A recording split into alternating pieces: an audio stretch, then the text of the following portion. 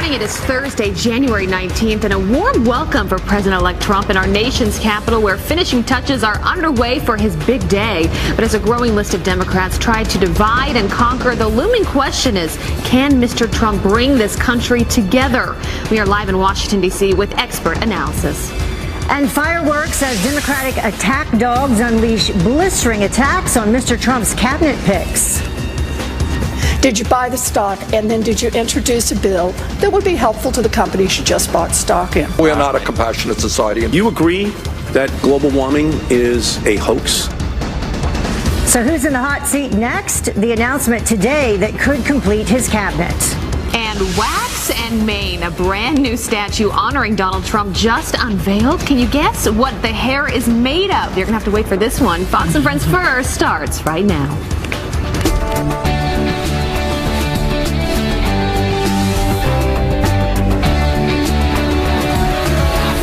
President of the United States, yes. You're watching Fox and Friends First on this Thursday. I'm Heather Childers. Good morning, Delby. I'm Abby Huntsman. Thanks for starting your Thursday with us.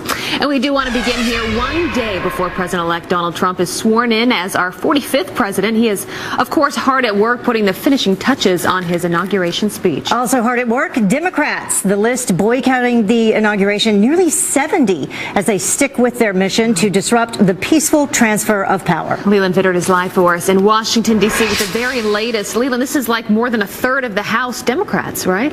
Yeah, exactly, Abby and Heather, good morning to you. Not only in terms of the numbers, but also in terms of the symbolism. We haven't really seen this from members of the House in a very long time, certainly not in these numbers. We are now just 31 hours till President-elect Trump becomes President Trump. Already street closures around D.C., just one of the hundreds of things on the checklist, not only from a security standpoint, but a crowd management standpoint, as so many are descending here on D.C. Across the city, there's no-scale fencing that's been put up, not only near the parade route, but other buildings as well to keep protesters out. You can see the finishing touches there on the Capitol where the inauguration will actually happen. Last night,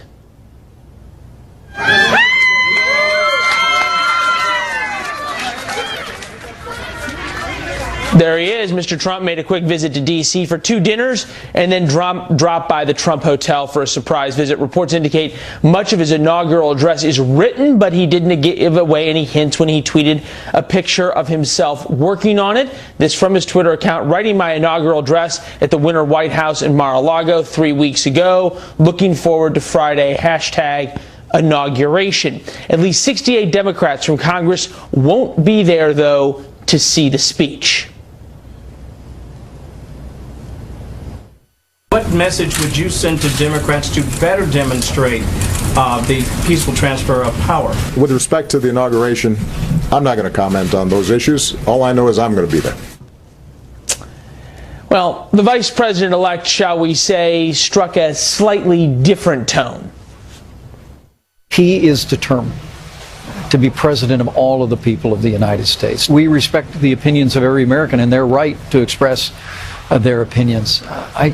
I hope those folks will turn an attentive ear to the president-elect's words in that inaugural address and give us a chance. Well, we've been talking about it for a while, and today is the day that Mr. Trump arrives in D.C., this time on a U.S. military aircraft, and the inaugural preps begin, including a wreath laying at the tomb of the unknown soldier at Arlington this afternoon. Ladies, unclear what's on the president-elect's schedule for this evening before everything starts early tomorrow morning. Well, busy few days to come. Yes, Yeah. Exciting 2 days. Exciting 2 days. Thank you, Leland. Thanks. Well, down to business. Mr. Trump expected to sign as many as 200 executive orders as soon as he takes the oath of office.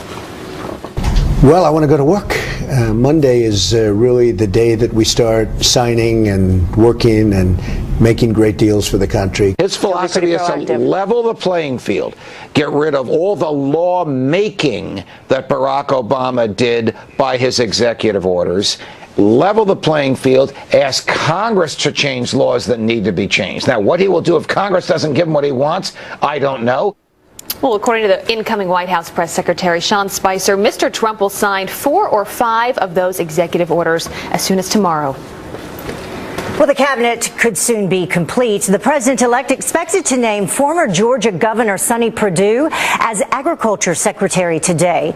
The pick putting new pressure on Democrats to speed up confirmation hearings after a fierce grilling on Capitol Hill.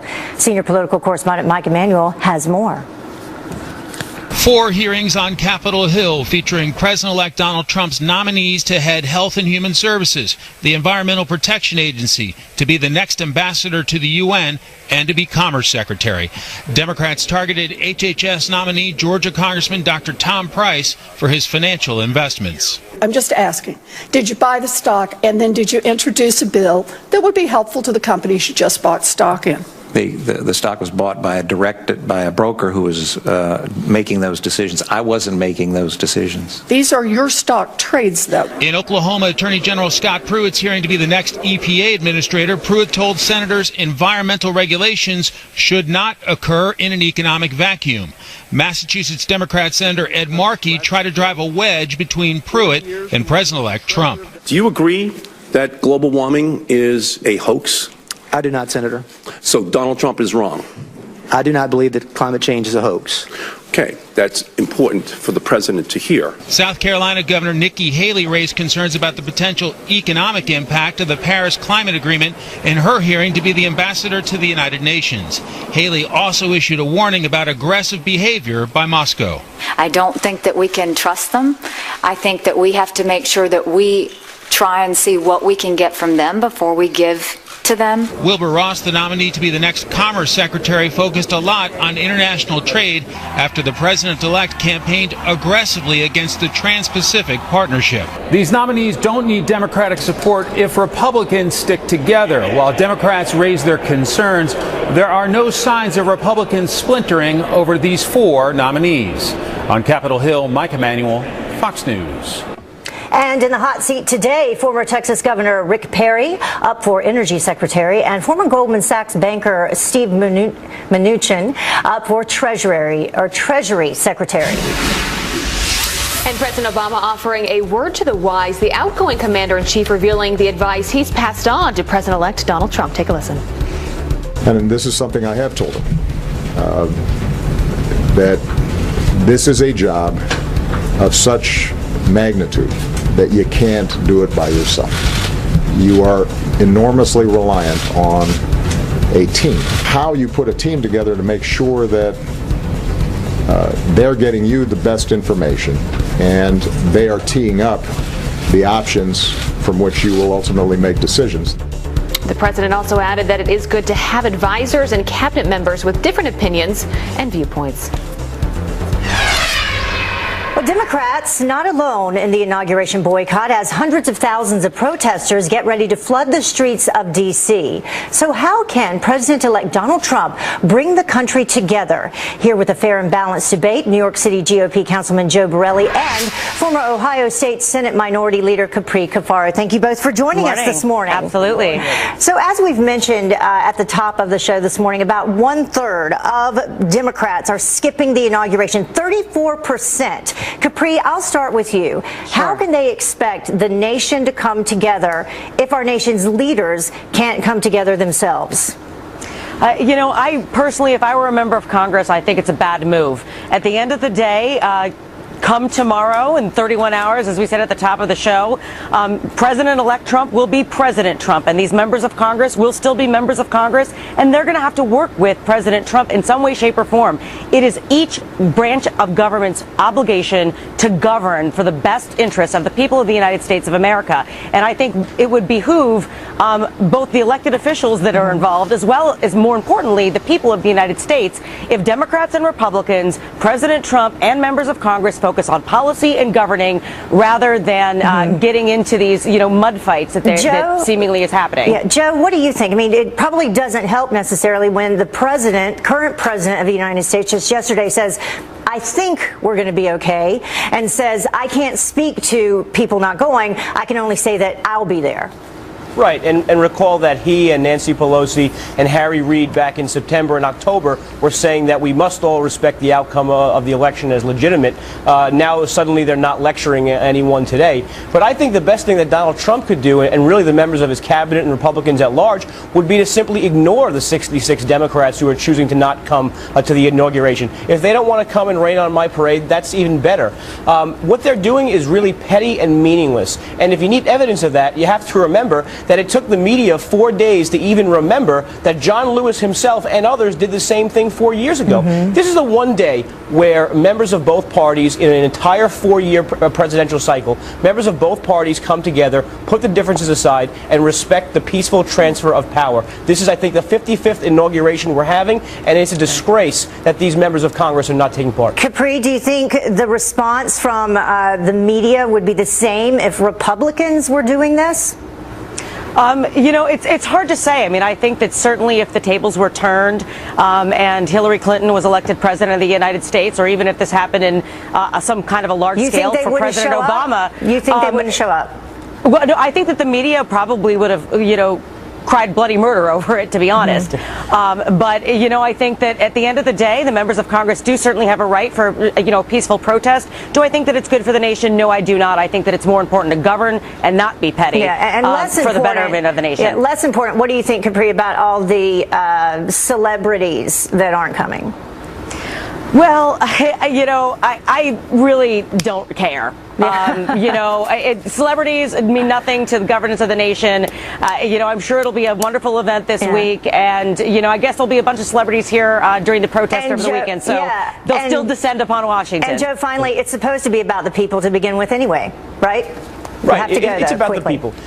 Donald Trump really should look at this as the first day of his 4-year relationship with the American public, and he should do everything he can to convince people why they should be on board the Trump train for the next 4 years. Yeah. He has the opportunity Across on Friday. the board. Let's see what he does. All right. Thank you both for joining us this morning. An exciting couple days coming up. Thank you. So let's keep talking about this. What do you think President-elect Trump can and should do to bring the country together? Log on to Fox and Friends First Facebook page right after the show for a live debate. Hashtag Keep Talking.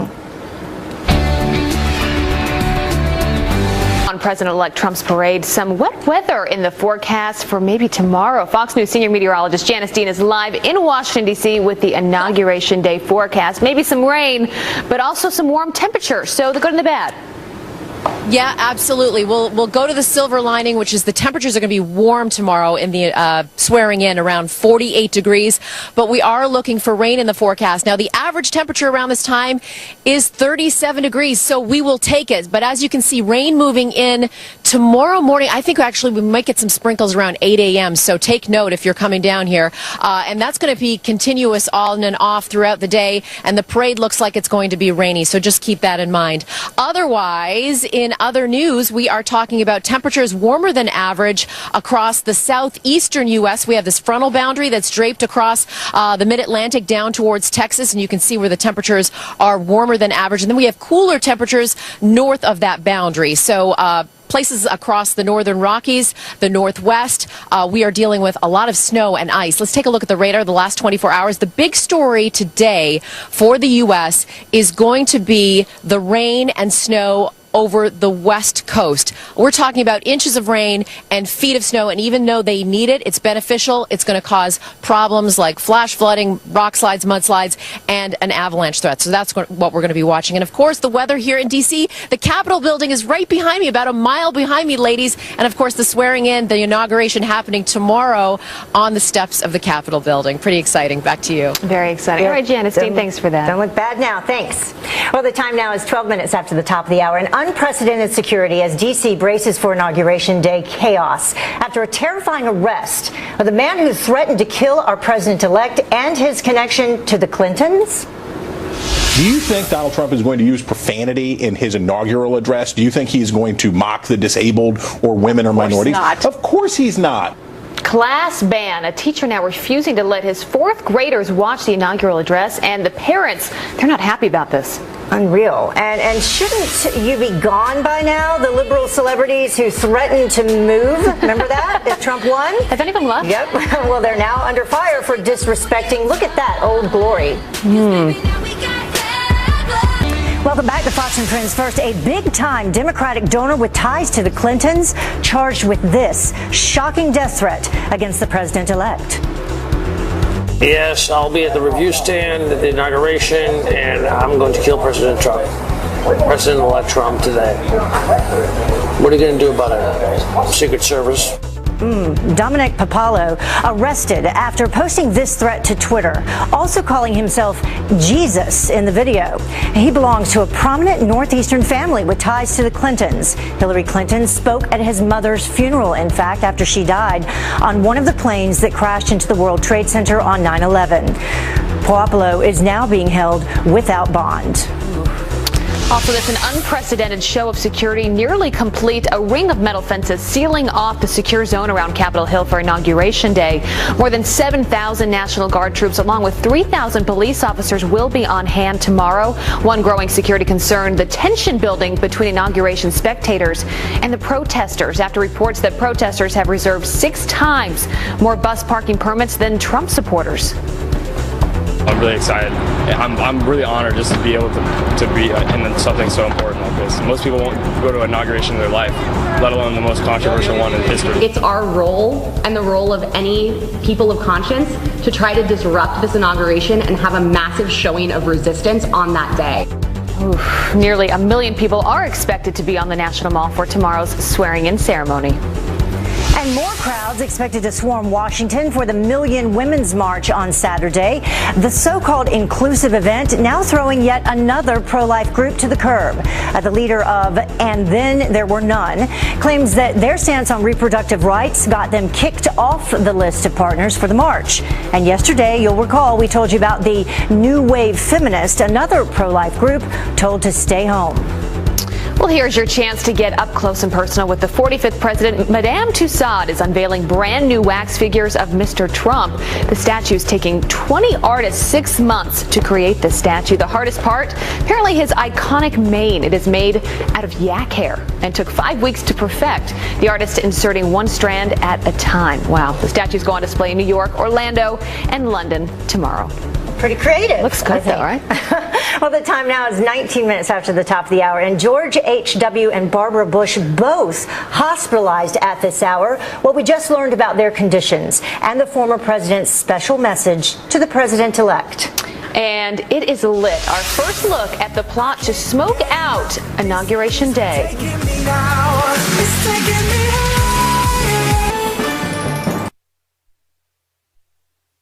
Optimum Note. We're back with a story we continue to watch very closely. Former President George H.W. Bush moved to intensive care yesterday after being admitted to a Houston hospital over the weekend. Yeah, and his wife, former First Lady Barbara Bush, also hospitalized. Jackie Ibanez is here now with the latest on their conditions. Jackie? Good morning, Abby and Heather. The 92-year-old 41st president of the United States experiencing acute respiratory problems stemming from pneumonia. His office says doctors performed a procedure to protect and clear his airway. Mrs. Bush also hospitalized for fatigue and coughing, we're told. But just days before his initial hospitalization, Bush sent a letter to Mr. Trump apologizing for missing the inauguration, even joking about dying from the cold weather, saying, quote, "My doctor says if I sit outside in January, it likely will put me 6 feet under." Same with Barbara. So I guess we're stuck in Texas. But we will be with you and the country in spirit. Mr. Trump tweeting this, looking forward to a speedy recovery for George and Barbara Bush, both hospitalized. Thank you for your wonderful letter. Mr. Bush is in stable condition, but will be kept in ICU for observation. Thought that tweet was very nice from both of them. They're so sweet. You know, I hope they're both okay, for sure. Yeah, hoping the best. And thank you, Jackie. Thank you. Well, now let's switch to the economy and Job Killer, a stunning new report showing exactly how many jobs we're losing thanks to Obamacare. Cheryl Casoni from our sister network, Fox Business, is here to explain. Cheryl, good morning. Good morning, guys. Yeah, the American Action Forum has released this pretty stunning report saying that because of Obamacare, we have now lost 300,000 jobs, small business jobs, to be particular here. Also, there's a wage issue, $19 billion in lost wages. every year because of Obamacare. Now, they looked at companies that have between 20 and 99 employees. The biggest losses that we saw as far as wage garnishment, Florida, Ohio, Texas, and Pennsylvania lost wages, whether that is less hours that employees were able to work or their salaries or their jobs were just gone. But what this shows is that because of premiums and regulations, it's been a dire hit on small businesses. That was Obamacare. Of course, Donald Trump has promised to repeal and replace that law. And now there's some numbers to prove it. Yeah. All right, well, President Obama trying to squeeze in a lot before he leaves office now. UN Climate Fund payment. Oh, yeah. We just decided to give $500 million to that climate fund right before he left office. $500 million of taxpayer money. Now, what is interesting about this is that a lot of this money goes to other countries, programs in other countries. So this is American tax money going to other people for the issue of climate change. We should say that the President Obama probably did this because Donald Trump has said, at least he said on the campaign trail, that he was going to cancel the Paris Climate Agreement, and that also money that was going around the world to global warming programs, he was going to get rid of that as well. So definitely a last-minute move by President Obama with this one. Well, something else that President-elect Trump said on the campaign trail, that was he's going to make America great again, and there's a dating site that's going to make dating great again? Yeah, so we actually, I told you about this a little while ago. This app launched last year, and it's a dating site for Trump singles. Obviously, with the divisiveness that has come with this election, folks were having a hard time going on dates because if politics came up, well, you know, date ending didn't go well. Anyway, it was launched back in June. I told you about it then. 24,000 members since then. But since the election, it's gotten 5,000 new members. And again, the site is to deal with taking that divisive political discussion out of your dating life. Back to you. Mr. Trump should officiate any weddings that happen. Thank you, Cheryl. Thanks, Cheryl. Time is now 27 after the hour, and it was one of his most coveted campaign promises. We're going to Washington, D.C. to drain the swamp. Absolutely. Well, Mr. Trump already has a plan to make good on his word, but will it work? And a fair and balanced debate live from Washington, D.C. as our live coverage of the historic inauguration continues up next.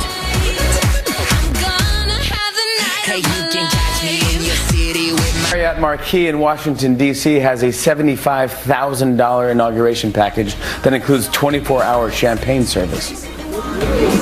People said, who needs to drink through the whole inauguration? Let's go.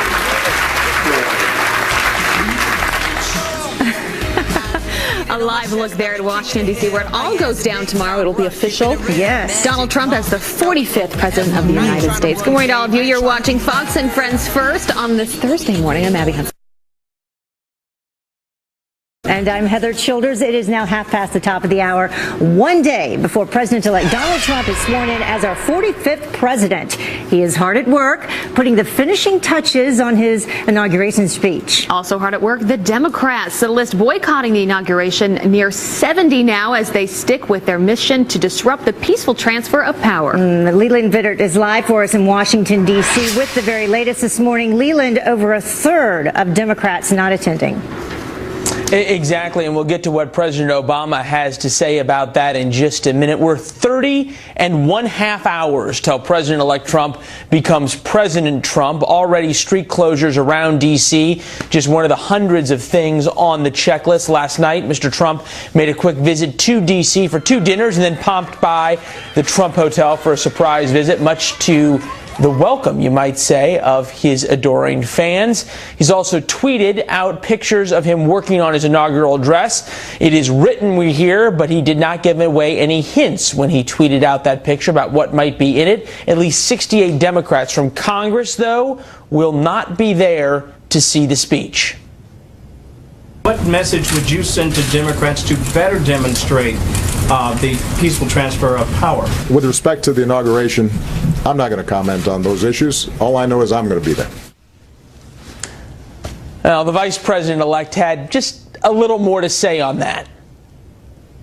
He is determined to be president of all of the people of the United States. We respect the opinions of every American and their right to express their opinions. I hope those folks will turn an attentive ear to the president-elect's words in that inaugural address and give us a chance. Mr. Trump wakes up this morning in New York at Trump Tower and then comes to D.C., this time on a U.S. military aircraft. First on the agenda, a wreath laying at the Tomb of the Unknown Soldier at Arlington Cemetery before getting ready for the big day tomorrow. Ladies? All right, 30.5 hours to go. A lot of work Gotta be still exact. to be done. You got to be exact. Thank you, Leland. Thanks, Leland. Well, President-elect Donald Trump already making plans to deliver on one of his campaign promises. Listen. We're going to Washington, D.C. to drain the swamp. Well, insiders revealing that massive spending and federal job cuts will be part of the first steps. Our political panel is back to weigh in. Welcome New York City GOP Councilman Joe Borelli and former Ohio State Senate Democrat Minority Leader Capri Cafaro. Good morning to both of you. Hey. Good morning. Thanks for being here. So, Joe, I'll start with you. I mean, I think we all can agree that lessening the spending in Washington is a great thing. The next question, though, how do you do it? How do you pay for it? Well, I mean, that's the thing. And then this plan from Donald Trump really is answering a broader question of how will the new administration pay for some of Donald Trump's broader policy goals, like building a wall, having infrastructure spending, padding the defense budget, and new defense spending. He has to make cuts somewhere. Any policy goals have a mathematic reality, and you see that with what's happening right now. Some agencies need to be treated with a scalpel, and then there's other agencies that need to be treated with a sledgehammer, and I think the president-elect is taking the right approach by starting this process on day one. Capri, you agree with that. You say, of course, we should cut spending. You actually have an idea for him. Yeah, I mean, I think there's a number of things that could be done. I mean, for example, attrition for those that are heading into retirement, when you're dealing as well with applying business model for efficiency like Six Sigma or Kaizen. So you're looking for ways to actually improve the efficiency rather than just laying people off, finding ways to ease them out from, basically the legacy costs, through retirement, and then ultimately trying to employ some of the private sector models, to the public sector, to create efficiencies, which I think might be a way to get things moving in the right direction when it comes to our administrative agencies. Well, cutting some spending, Joe, that's just one of the ideas he has to drain the swamp, as he's been talking about for months now. Question is, how much of that can actually get done, and how much of the reality when he gets into this job is, other presidents have tried this before. There's a reason it hasn't happened. Well, other presidents have tried spending freezes. Very few have actually tried making significant cuts like that. But I think it's critical. Look, you take an agency like the Department of Education with an $80 billion budget, very limited jurisdictional ability, and very little to show for what they spend. I think even the new incoming Secretary of Education is happy that the agency is going to be making cuts. I forget which independent watchdog it was, but they said there was only 250 necessary employees in an agency that employs almost 1,000. So you're going to have to fight with contract negotiations. That's going to be a big deal. Contract negotiations that are currently in place. Certainly is, but this is why we elected Donald Trump. Look, if you're one of those people who doesn't think Donald Trump was elected to shake things up, then you're someone out there who hasn't been paying attention to the news in the last 18 months. So this is what people elected Trump for. We're happy when he questioned things like the ridiculous spending on Air Force One, the F-35 program. We're happy that someone's finally taking a look at these things. Which he's already proven he can do. Capri, just quickly there, if he can get this done, if he can fix some of the waste in Washington, is this something that Democrats can get on board and support? I certainly hope so. I think that there will be some difficult hurdles, though, particularly when it comes to the public sector unions and the contract negotiations that I mentioned. But let's all hope that in some way, shape, or form, we're going to be able to find a way to improve efficiencies and make government work for the taxpayers. Yes, we should all want to happen. Joe, Capri, good to have you here this morning. Thanks so much. Have a good day. Everyone watching Obamacare on that front as well. Well, wet weather could wash out nearly 1 million people on Inauguration Day. Janice Dean is live for us in Washington, D.C. with the very latest on the forecast. Looks dry there now, Janice. It does. Wash out.